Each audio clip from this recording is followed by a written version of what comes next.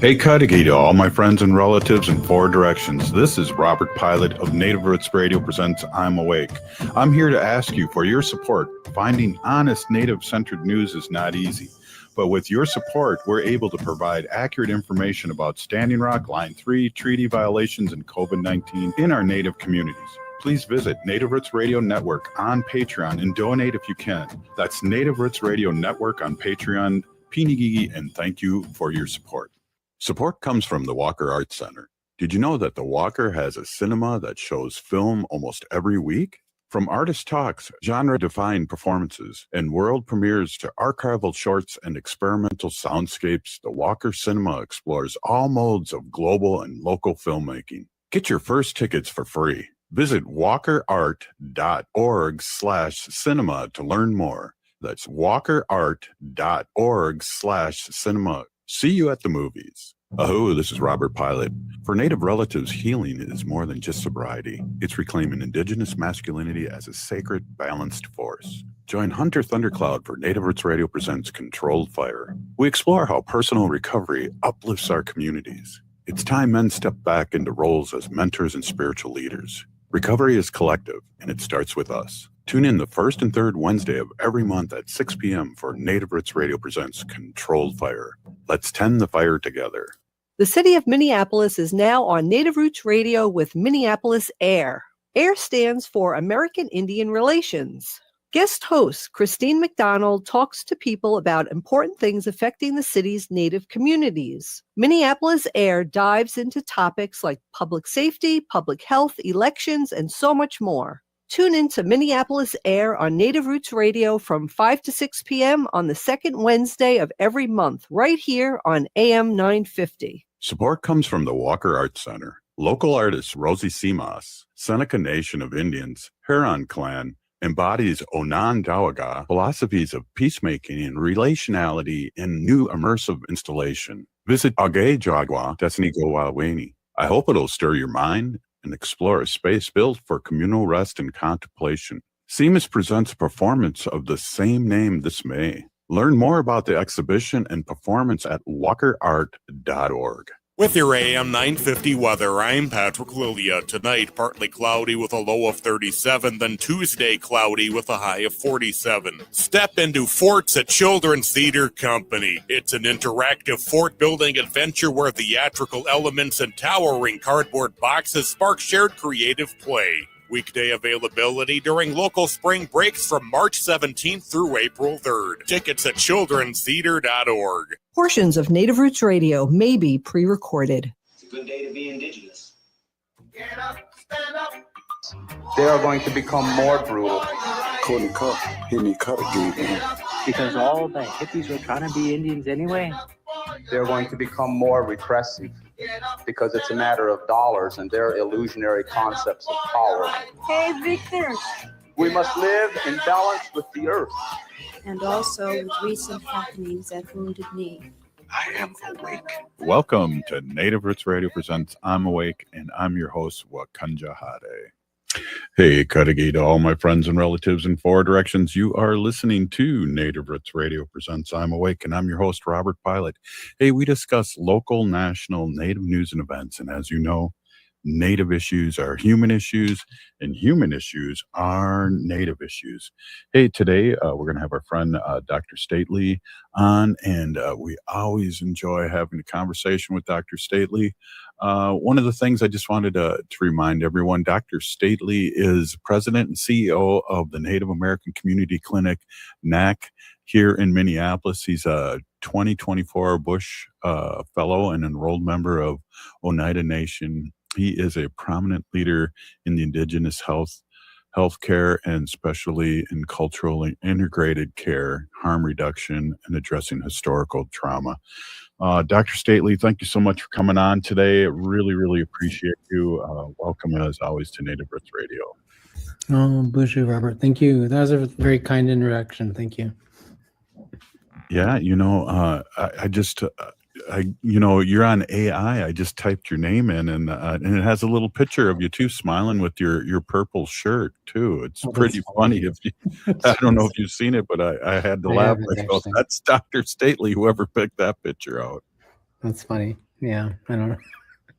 I don't typically like do Google myself or anything like that. So it's kind of funny. My son It once is. told me not too long ago, he goes, oh, he was in school. He's like, I Googled you. He goes, God, Dad, you've done a lot of stuff. Yeah. I said, yeah. Hence the respect I command from you. Yeah. Well, Yeah. and we're lucky here. Your son is right. We're lucky to have you on here and just have a conversation about what's going on with the clinic. I'd like to, if you don't mind, just to get an update of what's happening with the clinic, because every time I go on Franklin Avenue, which is pretty often, there seems to be more movement on the clinic. It almost seems like it's done, but I'm sure there's tons more to do. Oh, yeah. I mean, we still have a good 6 months, 7 months before we open. So it's March 6th. We're going to probably open. Is it the 6th? No, it's the 9th. Okay. Your thing on the bottom of your thing is the wrong date, by the way. So it's March 8th. Oh, March thank 9th. you. Your Thank you very tag. much. What's that thing called? It's a ticker. A ticker? Yeah. Yeah, ticker. it is a ticker.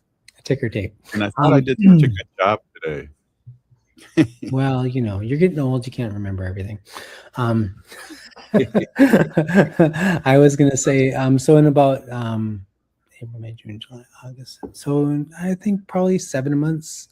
7 months we will be completed with the construction inside and right now, like when you go and see the building, you drive by, you can see it, like the crane is down, so like the entire structure is up and completed, right? The structure from the corn shell, as they like to call it. So the building itself is there, all 6 stories, which is really nice, and all the windows are in, and I'm kind of anxious to say this on like none of the windows have been broken yet. It's like no one in the community has like thought to take a rock or anything like that. So please don't, if you're listening to this. But it's all the windows are in. The paneling is all starting to go on. And we're building out the inside of the housing program project, and also the all of the things that are going in the clinic, the 2 floors of the clinic. So actually most of the housing was completed, at least the framing, and the of the whole entire thing was done about a month ago. So recently, I think I told you this, we went we took a guided tour with some of the people who supported the housing and the clinic project, Minnesota Commissioner of the Minnesota Housing Division, and then the LG was there and a couple of other people, the people who invested in it. We took them on a hard hat tour. We went up to the 4th floor, and almost all the units are already there's like, the only thing that's missing is like the kitchen cabinetry and a few other things. And, they could see like all the basic outlines of the apartments, which is really cool. I do have to tell you that,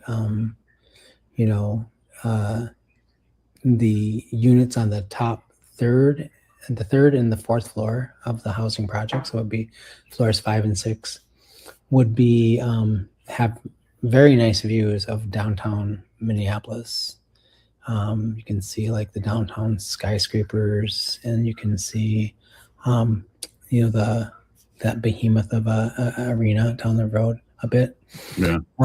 So it's got really the Bird Killer Stadium. The Bird Killer Stadium, yeah. The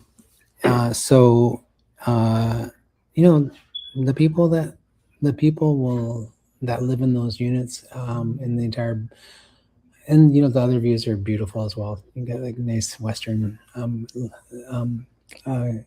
view of the sunsets and such. But I think the thing that I was just really overwhelmed by that whole tour with them all was just like, one, it was a real pinch me moment. Like, okay, this is actually really happening. It's not just a pipe dream anymore. It's not something I just imagined at some point in time. It's actually happening.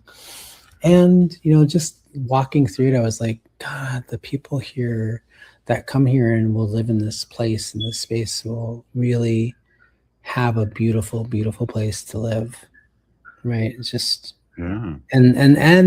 And we deserve this. Our community deserves Yeah. this, right? And so I'm just really, I don't know, I'm overwhelmed every time I have that experience. Just and deeply grateful and honored to just be one of the individuals that got to lead this project, you know, and be part of it. You know, it's just it's a really once in a lifetime kind of a thing, I think.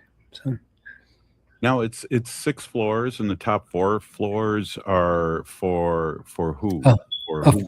affordable housing, affordable and supportive housing. NACC will have about, I think, somewhere between 11 and 20 units that will sort of like be responsible for managing Section 811 housing that the city kind of gave us governance over. So we'll make the decisions as on who lives there. The rest of it is deeply affordable. Everything from 60% AMI to 30% AMI. We're starting to have some conversations now with our partners in the community about like, and in state and local government around, you know, how we create a indigenous, a model of housing and supportive and housing that will be well positioned to support the people in our community that need this housing. Many of our unsheltered people right now that don't have a place to live, and we have a high priority, especially in those supportive housing units, people who would meet the criteria for Section 811. And then I think the more importantly, you know, we're working with our housing partner, Wellington Management, who is going to own and operate the housing above the clinic. We have a great partnership. We're going to meet with them, work with them, and work with our Simpson Housing, who's going to help us with our supportive housing process. Work on developing a model of housing that really responds to the needs of the community and supports them, so they can stay housed and get the things that they need in their lives. So, well, excited. I'd like to talk a little bit more about the clinic when we get back. We are here with Dr. Stately, the president and CEO of Native American Community Clinic here in Minneapolis in the Twin Cities, and just some exciting news. And we'll be right back after this short break. Please stay with us. Ho-wah.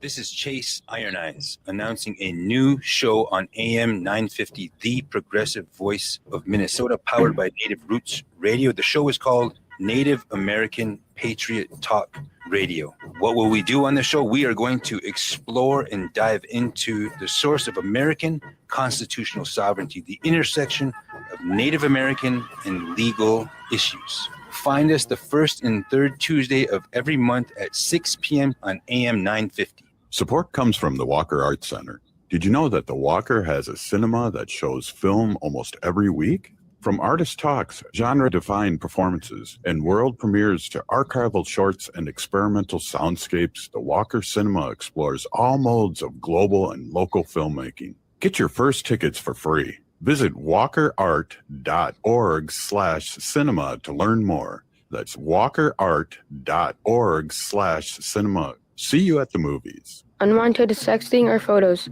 inappropriate jokes, even tickling or wrestling can feel like a violation. Catcalling, cornering, or groping, getting them drunk or high for sex, recording sexual acts without permission, hurting someone because of their sexual orientation, raping a family member, a child, a date, a friend, a stranger, purchasing a human being for sex. You make the choice every single time. Sexual violence is many things. Make a choice. Do not do it.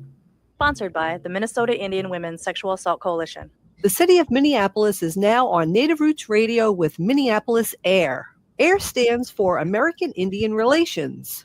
Guest host Christine McDonald talks to people about important things affecting the city's Native communities. Minneapolis AIR dives into topics like public safety, public health, elections, and so much more. Tune in to Minneapolis Air on Native Roots Radio from 5 to 6 p.m. on the second Wednesday of every month, right here on AM 950. I'm Lieutenant Governor Peggy Flanagan, and I want to be your next United States Senator, and you are listening to Native Roots Radio. Welcome back to Native Roots Radio presents I'm Awake, and this is Robert Pilot. Hey, welcome back, everyone. Here we are with Dr. Stately, PhD, LP, is the president and CEO of Native American Community Clinic here in Minneapolis. And geez, you know, Dr. Stately, one of the things I'd like to ask you, and what I feel like is kind of interesting, and I kind of probably already know the answer to this, is how many people have reached out to you, different communities and Native communities, on how you were able to secure this amount of money and do this for our community? I mean, this has got to be something that hasn't done around the country by BIPOC or Natives.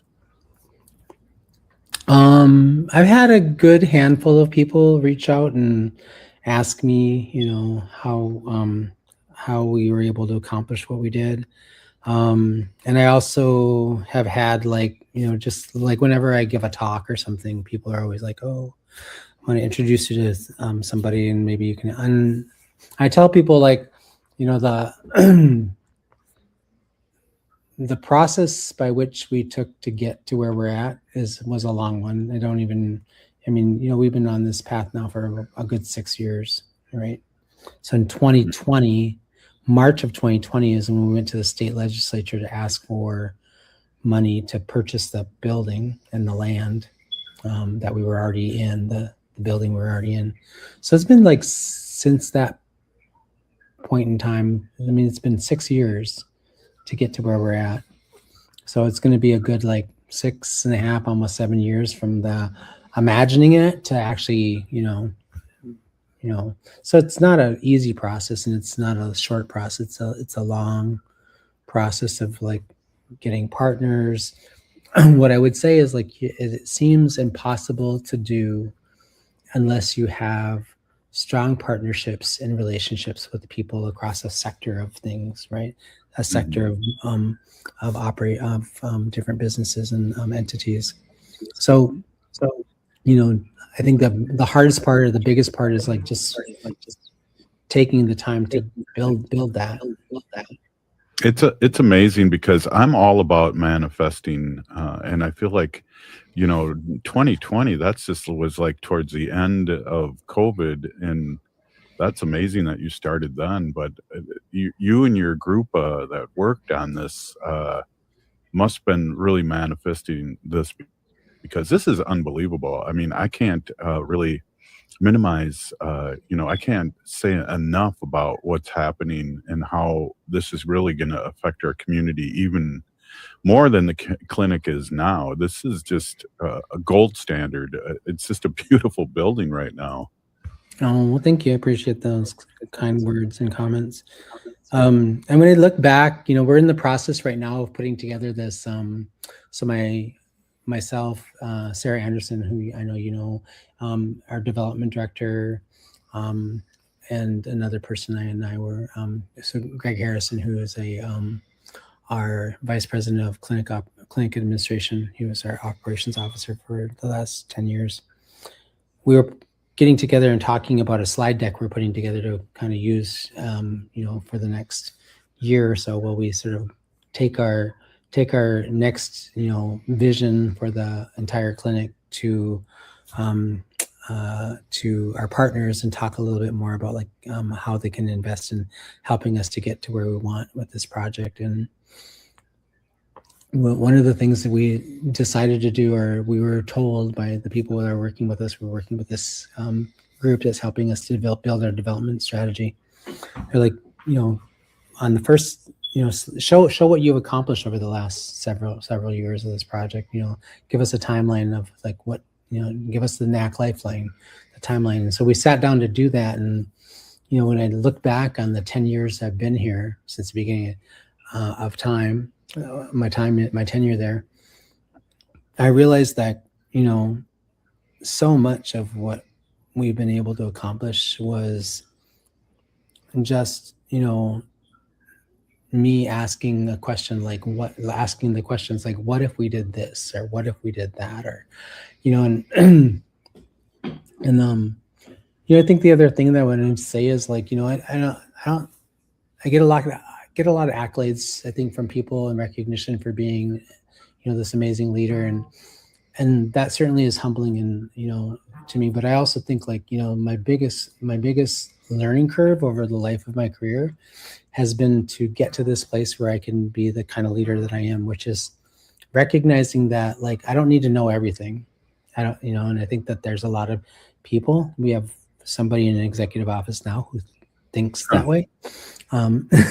Where, my job as an executive leader or a leader of this sort of like caliber is to recognize that everybody has some talents and everybody has some wisdom and some really amazing things to bring to the table, and just putting together the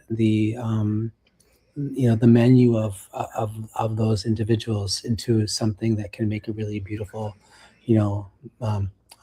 display or a buffet is like the majority of my work. It's not, I don't, and a lot of times my job is to ask the question like, well, what if we did this? And then if we, and then the next question is like, how would we get there? Right. And so then you just let the people that work with you, if you have strong talent and you've nurtured them and you've helped to build them, they'll step in and they'll like be like, well, I think the path is this way. Right. And then, you do the next best thing, which is you give them the resources to do the thing and get the hell out of their way and you let them do their work. Right. And then something really amazing comes out of that. And I was really blessed in this process. I was so blessed in this process. NACC was really blessed in this process. We assembled an amazing team who helped us to, I never built a building before. I never raised that kind of money before, never in my life. But we made it happen because we believed. Number two, there was no other alternative. We never thought like, this is not going to happen. We never thought like, this is not something that we can say no to. Once we started, once we put our first foot on the path, we were determined. And so that was a big part of it. Having people, aligned and, working together collectively on the project was a really big deal. I have some of the most amazing people on this project. It's really fun. And I do this once in a while with my life, and especially, being in recovery, we were really taught about reflecting, connecting the dots backwards, and how many people have helped me get to where I'm at, whether it's spiritual, financial, or all the above. And I have a lot of people to thank, and I imagine you do too. Oh yeah, God, immeasurable, just innumerable. I can't even count them all. I mean, a big part of, I think, the foundation of who I am really came from like, I was born and raised in South Minneapolis. I came to my growing up years, my formative years, I was deeply embedded in like, the civil rights movement, the American Indian movement, all the things that were happening on Franklin Avenue. My mother was deeply involved in those things. My mother was a community activist. These are the things that sort of like, forged who I am, right? They've laid the foundation of who I was. I was a mess when I was in high school. I was a mess when I was a young person trying to figure out what I was doing in my life. But when I got clean and sober at 23 and, went back to school to finish my degree and start graduate school, and when I was 28, that trajectory from the time I got clean and sober and I asked for help, and to this day has been a consistent experience of me saying, I don't know how I'm going to do this. I don't know how I'll start. And then setting down some prayers and just asking for help and for Creator to cut my path and help me, and when I step into anything I do and I ask and I start from that place, I think there's some some act of providence that happens where, my ancestors and the Creator and all of the collective, prayers that and sacrifices our people have made since the beginning of time kind of, get activated, and it just kind of becomes. I'm not saying that it was easy, but it certainly made it easier, right?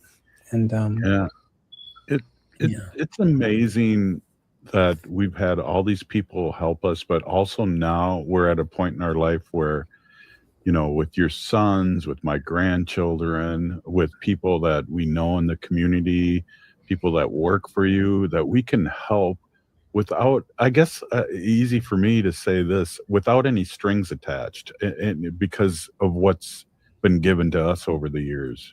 Oh yeah, I mean, I think like I as the leader of NACC, and I think we kind of have this sort of embedded into our value system and the way we operate. We really do try to sort of also give people opportunity. We try really hard to sort of create opportunities for young people to step into the space and learn things, and we support them on their development process and those things. It is a real clear personal passion of mine, but also a commitment of mine to pay this forward, right? I have a responsibility. Like I say this sometimes, like the chair I sit in isn't the chair that I earned. Somebody else cut my path and helped me to get here. So I have a responsibility to do the same thing. I have a responsibility to share that. I'm loving this conversation today, Dr. Stately. I really appreciate you. We're going to continue having this conversation after a quick short break. This is Native Roots Radio, and we are with our friend, Dr. Stately. We'll be right back after the short break. Please stay with us. Oh, wow. Support comes from the Walker Arts Center, an art space that's more than the spoon and cherry. Galleries celebrate contemporary visual art, including indigenous artists like Edgar Heap of Birds from the Cheyenne and Arapaho nations, and Jim Demeny from the Ojibwe Nation. Additionally, film screens, cinema, and performances are shown on stage. And the Walker is free every Thursday night and free every day for citizens and members of tribal nations. Learn more at walkerart.org. This is Chase Iron Eyes announcing a new show on AM 950, the progressive voice of Minnesota, powered by Native Roots Radio. The show is called Native American Patriot Talk Radio. What will we do on the show? We are going to explore and dive into the source of American constitutional sovereignty, the intersection of Native American and legal issues. Find us the first and third Tuesday of every month at 6 p.m. on AM 950. Support comes from the Walker Arts Center. Did you know that the Walker has a cinema that shows film almost every week? From artist talks, genre-defined performances, and world premieres to archival shorts and experimental soundscapes, the Walker Cinema explores all modes of global and local filmmaking. Get your first tickets for free. Visit walkerart.org/cinema to learn more. That's walkerart.org/cinema. See you at the movies. Oh, this is Robert Pilot. For Native relatives, healing is more than just sobriety. It's reclaiming indigenous masculinity as a sacred, balanced force. Join Hunter Thundercloud for Native Roots Radio presents Controlled Fire. We explore how personal recovery uplifts our communities. It's time men step back into roles as mentors and spiritual leaders. Recovery is collective, and it starts with us. Tune in the first and third Wednesday of every month at 6 p.m. for Native Roots Radio presents Controlled Fire. Let's tend the fire together. The city of Minneapolis is now on Native Roots Radio with Minneapolis AIR. AIR stands for American Indian Relations. Guest host Christine McDonald talks to people about important things affecting the city's Native communities. Minneapolis AIR dives into topics like public safety, public health, elections, and so much more. Tune in to Minneapolis AIR on Native Roots Radio from 5 to 6 p.m. on the second Wednesday of every month, right here on AM 950. Support comes from the Walker Arts Center. Local artist Rosie Simas, Seneca Nation of Indians, Huron Clan, embodies Onondaga philosophies of peacemaking and relationality in new immersive installation. Visit Agejagwa Desnigowaweni. I hope it'll stir your mind and explore a space built for communal rest and contemplation. Simas presents a performance of the same name this May. Learn more about the exhibition and performance at walkerart.org. If the statistics say that 1 in 3 Native women and 1 in 6 Native men have experienced sexual assault in their lifetime, it means our whole community is affected by sexual violence. 1 is too many. Don't stand by, stand up. Don't engage in acts of sexual violence, and shut down the dirty jokes, the gossip, the victim blaming and shaming. As a community, we can change the way we respond. Contact the Minnesota Indian Women's Sexual Assault Coalition to attend a workshop to learn more. Sponsored by the Minnesota Indian Women's Sexual Assault Coalition. With your AM 950 weather, I'm Patrick Lilia. Tonight, partly cloudy with a low of 37, then Tuesday, cloudy with a high of 47. Maverick's Real Roast Beef has the best roast beef sandwiches in the Twin Cities, but don't miss out on the chicken, fish, brisket, Philly steak, and more. Maverick's is located in Roseville on Lexington Avenue, 1 mile south of Highway 36. Visit mavericksbeef.com. AM 950 KTNF, St. Louis Park, Minneapolis, St. Paul. You're listening to Native Roots Radio. I'm Bobby Wilson. Witcha. Welcome to Native Roots Radio presents I'm Awake, and I'm your host, Wakanja Hade. Hey, welcome back, everyone. This is Native Roots Radio, and we are with our friend Dr. Stately, CEO and president of Native American Community Clinic here in Minneapolis, Twin Cities. Let's talk a little bit about the services that you guys have, because it's so wide, and, you know, I'm been your friend for a while here, and I'm still learning on what you guys are doing there, and some of the outside things that, you know, like healing for men and you know, things like that you're doing. But the clinic's a basic clinic. Can you tell us about the services that the clinic provides? Sure. So what I would say is our core clinical operations consists of, you know, what you would find in just about any community health center or federally qualified healthcare center. You have primary care services, medical services, you know, basically, you know, preventative care,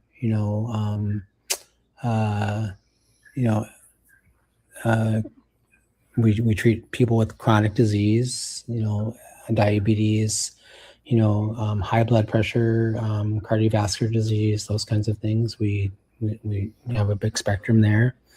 We have a robust behavioral health program, mental health services, outpatient mental health program, provides your typical traditional Western model of therapies, but also have some integrated models in that that include things like brain spotting, Reiki, and some other things that are integrated into that.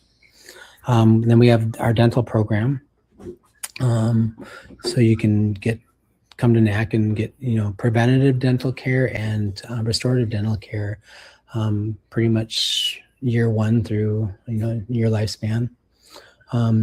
It's a, you know, our dental operation is probably one of our busiest and sometimes our most longest wait list for services, because not a lot of people that provide dental services to people who are uninsured or underinsured or on Medicaid, and that's what we do. And then we have substance abuse treatment programs. We have an outpatient, intensive outpatient treatment program that we operate with a tribal partner at the Minnow Visitor Clinic down the street at Red Lakes Building. We also have a MAT clinic for people who are recovering from opiate use disorder. And they can come to our clinic and get, you know, Suboxone or other medicines that will help them sort of deal with their heroin addiction. And we treat other substance use as well. Within that model, that specific MAT model, we also have we're working with the city of Minneapolis on a pilot project called the Brixati Project that delivers long-acting up to 1 month of Suboxone with a shot, which is helpful for people who are living unhoused and living in, in shelter systems, can't manage their medication very well. Their lives are fairly chaotic or upended, or they just have so many things that they have to manage, right? So that program has been really helpful. We're seeing some really great results as a part of that pilot. And then 2018, we built out our traditional healing program. We started that program back in 2018, actually March of 2018. So almost exactly 8 years ago. And that program and that department has grown substantially. It started out as a program, and now it's its own department and division. We have enough resources in that area. We have a director of traditional healing. Her name is Ashley Jolin. And under traditional healing, we are working to integrate those traditional healing practices across all of our clinic service models and our service centers, including medical and dental eventually. Right now, we have a footprint in behavioral health. Traditional healing, we also provide substantive sort of resources to the community at large. We do workshops on regalia making, moccasin making, drum making, all these things to the community to give them access and resources to practice singing, dancing, other cultural things, go to ceremony, all these things. And we also, in partnership with other community partners like Red Lake Nation, MIWRC, and a few other folks, we provide 2 ceremonies a month to the community that anybody can come to. You don't have to be a NACC patient to come. It's open to anybody, any one of our relatives living in the community. And that's a cedar ceremony that's always the first Thursday of the month, and then the full moon ceremony that kind of happens wherever the full moon lands. And Cool. Wow, that's for women's health. That's unbelievable. Hey, I have a question too. Where's the front door of the new clinic? Because I guessed wrong. I guess that when we were eating at Maria's, I thought that was going to be the front, but that's not the front. That's a total different kind of place to meet. Oh, you were looking at the front of, you were looking at the building on the western side, which we are calling the front actually. But that big thing that's in the front is actually our community room. So we have a community room where we will do a lot of our traditional healing workshops and stuff. Right now, a lot of the things that we do are so big that we don't have enough space in our little tiny clinic. We have to do those things at the Indian Center, MIWC, Little Earth, those kinds of things. And I'm sure that some of the things we do, we will continue to do in other spaces, likely just because it's always good to have a footprint in the community, right? But we're excited to bring some of those things back into our own space when we open the new building. And then the technical, there will be 2 entrances. There will be a north entrance and a south entrance. The south entrance will be on the side of the building that is closest to 21st Street. So the building we're in now, the old Dollar Tree and development building, that's going to get knocked down after we finish the clinic and the housing project, and that'll be made into our new parking lot. So the primary entrance and the primary place where people will park and enter the building is going to be on the southern entrance. Oh, there's also an entrance on the north side that you can come into if you happen to take the bus and you get dropped off on Franklin Avenue or something. So there'll be 2 entrances to the clinic. So that's very cool. Yes, 2 entrances and 2 exits. Yeah. And just there is a Robert Pilot parking spot in the new lot once you tear down the strip mall there. There will be for a very sizable investment in the operation. Yes. Between the hours of like noon and 1 o'clock on Friday or something. I don't know. Yeah. The clinic, how long has the clinic been around? Because what you're doing right now in that small area before you move into this nice new building is just amazing. How long has the clinic been around? We opened our doors in 2003. So we've been around for 23 years. We just celebrated our 23rd birthday on February 15th. And then I think I'm sure some people probably know this history, but NACC really did get its start in 2021 or in 2001 rather, when 5 people left the Indian Health Board. There was, I wasn't living in Minneapolis at the time, but there was some challenges in the community and across the community. But one of the things I like to say about NACC is that NACC was started out of community activism, right? So some people left Indian Health Board. They were having some contention with the existing leadership at that time, their board of directors and other leadership. And they left the organization because they just couldn't resolve some of their differences and conflicts. And when they left, people in the community sort of were like, wait, hold up. I've had this lifelong relationship with you. I remember Dr. Carol Crush, she was on the board of directors when I started. She used to be one of the providers at Indian Health Board, and she was a provider at NACC when NACC started. She was one of the founding members of NACC. She said to me, people told her, you can't leave our community. You gave birth to my children. You gave birth to my grandchildren. They were really clear about the importance of the people that they had these relationships with, So I talk a lot about how NACC has kind of really focused our relationship in healthcare around, really reclaiming healthcare, not what we typically have in health systems, which is sick care, and focusing the transformation of healthcare into a relational model where, the first year I was at NACC, I asked my leadership staff, I said, what do you think would happen to our model of care? How would it change if we started thinking of the people who walk through the front door and come to us for help? We started referring to them as relatives, which is what they are, instead of patients. How do you think the way we show up would change? And I think that was a really foundational, pivotal moment in time when I asked that question, because it's always been based in a relationship. It was born out of activism and people demanding that they stay and saying, you're too important to us. You've been with us from the beginning, with my family from the beginning.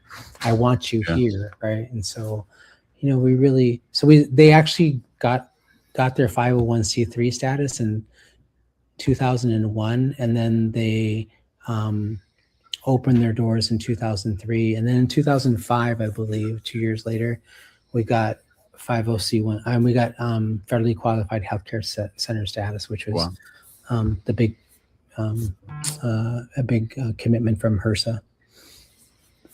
That's amazing. I appreciate this because some of this stuff I don't know, and we always have new listeners too.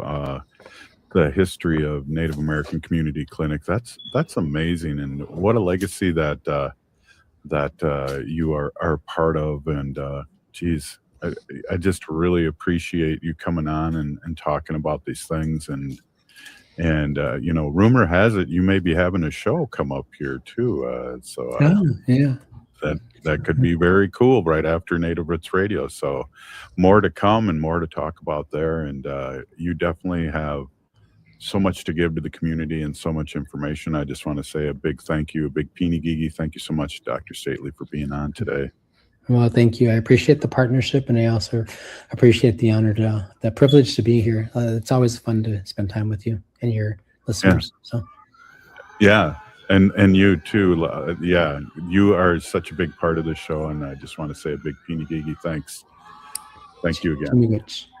Right on. Hey, up next, Wendy with our sacred animal updates. We'll be right back after this short break. Stay with us. Oh.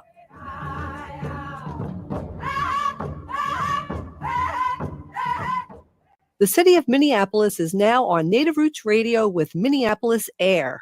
AIR stands for American Indian Relations. Guest host Christine McDonald talks to people about important things affecting the city's Native communities. Minneapolis AIR dives into topics like public safety, public health, elections, and so much more. Tune in to Minneapolis AIR on Native Roots Radio from 5 to 6 p.m. on the second Wednesday of every month, right here on AM 950. This is Chase Iron Eyes announcing a new show on AM 950, the progressive voice of Minnesota, powered by Native Roots Radio. The show is called Native American Patriot Talk Radio. What will we do on the show? We are going to explore and dive into the source of American constitutional sovereignty, the intersection of Native American and legal issues. Find us the first and third Tuesday of every month at 6 p.m. on AM 950. Support comes from the Walker Arts Center. Local artist Rosie Simas, Seneca Nation of Indians, Huron Clan, embodies Onondaga philosophies of peacemaking and relationality in new immersive installation. Visit Age Jagwa Destiny Gowaweni. I hope it'll stir your mind and explore a space built for communal rest and contemplation. Seamus presents a performance of the same name this May. Learn more about the exhibition and performance at walkerart.org. We are your relatives, We are your relations, brothers, sisters, sons. daughters. And some of us are your grandchildren. We are your community. Historically, we held places of honor and respect. Because of the impact of colonization, some of us are rejected, thrown out from family, friends, and community, set up as targets for sexual violence, sex trafficked, humiliated, tortured, and murdered. Everybody has the right to be safe. We are your relatives. Remember, Homophobia is not traditional. Sponsored by the Minnesota Indian Women's Sexual Assault Coalition. Hi, it's Dr. Evan Adams, and you're listening to Native Roots Radio. Hey, Victor, you better be listening. In this portion of the show, we'd like to bring awareness to our wolf and bear populations throughout Turtle Island. Say no to the hunts.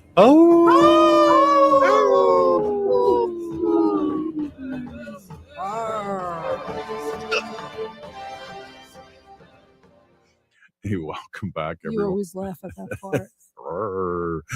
Welcome That's back. supposed to be the bear. It was the bear, Yogi Bear. Yeah. Hey, I want to introduce my awesome, beautiful wife. Wendy's been an animal advocate for many years, and she talks about our sacred animals and gives us sacred animal updates. How can you not give us sacred animal updates with this beautiful weather here in Minnesota? I know. Hey, everybody. My name is Hanaji Hihani. That means cares for them. And I was given that name by my Dega Curtis. Curtis goes by Mashke Hanajinga, which means walks on white clouds. I'm a policy volunteer for Humane World for Animals, and I work on animal issues at the local and state level. It's always my pleasure to do that. And yes, it is beautiful. Excuse me. Got a little froggy in my throat. Yeah, so Wanda and I went for a walk. I was just and as I'm walking, there's a lot of people out right now because it's so beautiful out. It's almost 60 degrees and it's just really nice. It feels like, you know, we're coming alive again after this long winter. I know it snowed in May before, so Oh hold my on. gosh, I Relax. know. I'm not going to get too excited about this, but as I'm walking, right? I'm walking Wanda, and there's people out walking their dogs. Half of the people have their heads down into their phones while they're walking their dogs. Wow. Yeah, and it's kind of like I don't know. I think it's like a safety issue. Like Wanda and I were walking down the sidewalk, and this guy has his head down in his phone, and his big dog are walking towards us, and I can't cross the street because there's other dogs over there. And it's just like I'm walking towards this guy, and I'm like, is he going to put his head up? Is he going to get his head out of his phone? Is he going to notice I'm here? Am I going to walk by and his dog's going to attack Wanda? Like all these things are running through my head. So finally I'm like, hello, excuse me, hello. And he finally like, oh, I'm like, can we pass? And then finally he like, you know, makes sure that his, you know, he's holding the leash a little bit, you know, tighter. He's pulling his dog over to the side a little bit so that Wanda and I can just like pass by. Jeez. Well, I'm just like, seriously, I don't, it's like, I really think it's like a safety issue. I mean, Robert, you remember that time you were walking Wanda down the alley and that dog came, you know, out of nowhere and ran after you guys. Like if you had your head down in your phone or, you know, you weren't going to see that. That was a lickety split kind of thing, pulling her up by her harness and just protecting her because that dog wanted to bite her. Yeah, I know. But I mean, if you had your, you know, you concentrating on your phone, you know, a split second, that could happen. That was dangerous. Didn't you tell me afterwards, like Wanda you felt like Wanda was like, she was looking up at me, like barking at me, she was thanking me.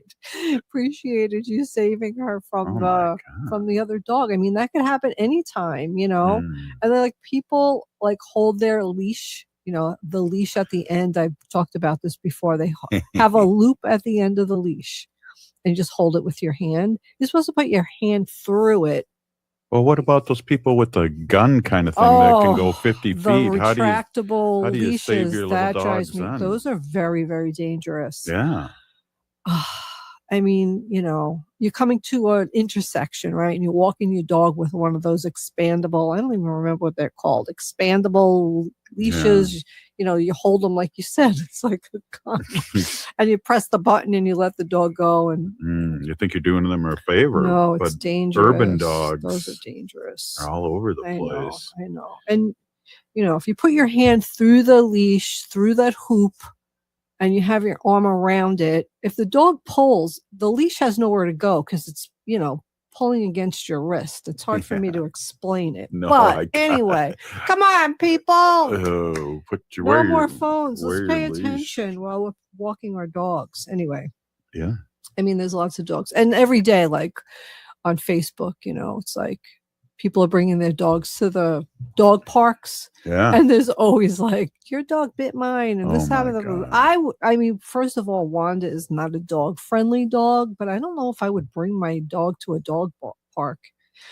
Anyway, I found this little thing. It's really interesting. It's from Animal Matters Facebook page. And they're from Best Friends. It's an animal sanctuary. It's in New York City. Remember we found them? Best Friends? You and Jelaine? No, you and I. Remember when we were just Oh walking my that? God. Remember that? That was just out of the nowhere. Quite a few years ago. We were just like walking around Manhattan. By Little Italy. Yeah, and we just found this animal sanctuary in the middle of it's a shelter. Yeah. And we walked in to check it out. And they're a really good group. They're called Best Friends. So anyway, I follow them, of course, on Facebook. But they posted this statistic, which I found really astonishing. If just 6% more people chose to adopt versus purchase their pets, we would end the killing of dogs and cats in the nation's shelters. So just 6% of the population. We need to amplify that. Yeah, only 6% more. But, as many, I've had our neighbors, Wendy, what do you think about, we want to get a dog and we want to get a breed, this particular breed. What do you think we should do? And I give them this long, non-judgmental, serious, what's happening with the animal world today and how many dogs get euthanized and how many great dogs are in foster care right now or in shelters or whatever. And, giving them this big explanation and why you should shop, adopt, do not shop, and why it's important, blah, blah, blah. They turn around and they go to a breeder. Yeah. Why did you ask? Hey, there's something I want to ask you too, because you put this out there and maybe we can run a spot on Native Roots Radio, but talking about your art and how you're selling cards. You're selling cards, and then the proceeds are going because a lot of our relatives with issues with ice and all that have had to give up their dogs. Yes. So I have a Facebook page. It's called Pilot's Palette. It's on Facebook, or I don't know. Yeah, Pilot's Palette with an apostrophe. Pilots with a passer and palettes, P-A-L-E-T-T-E. Ooh. It's not the mouth palette. It's the painting palette. Yeah. So I know it's confusing. I know. Anyway, I'm selling my art. It's right now I have just my greeting cards for sale. A lot of different stuff, a lot of animals. I paint a lot of animals, but I have I've done some Native American art. Yeah. I've done just some scenery. I've done sunflowers, and all the proceeds are going towards animal shelters that have pets there because they were surrendered because their people have been deported, and or groceries for people, and or getting their laundry done, et cetera. So yeah, check out Pilot's Palette. And I'll update my page later with some more stuff. Yeah. And you could just message me via Facebook, and I mail them out. And yeah, you'll get some greeting cards, and the proceeds 100%. I Yeah. don't keep any of the money.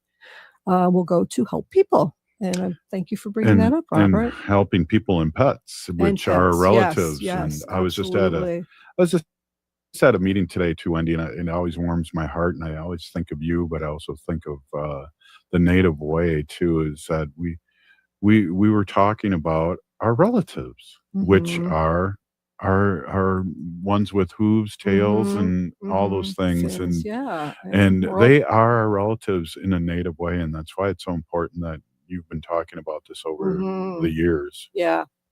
So yeah, I've been and it's just like when I first started this, I was just like, gave you 2 minutes. You gave me 2 minutes, and I was just like, like in the beginning, I was like, this is too much time. Like how am I going to be talking about animals for all this time? It's been 10 years and I have not ran out of material. So and there's always stuff to talk about. There's always stuff to talk about. And I really appreciate the opportunity. It's a privilege to be able to come on here and just, just spread awareness and, and learn. And I know you learn and I learn, and you learn by, looking up stuff here too. So it's so important. Absolutely. I appreciate it. Hey, I want to give shout out Dr. Stately. We're still here. We are the 7th generation. Vote, vote, vote. We're still here. We'll see you tomorrow. Support comes from the Walker Arts Center, an art space that's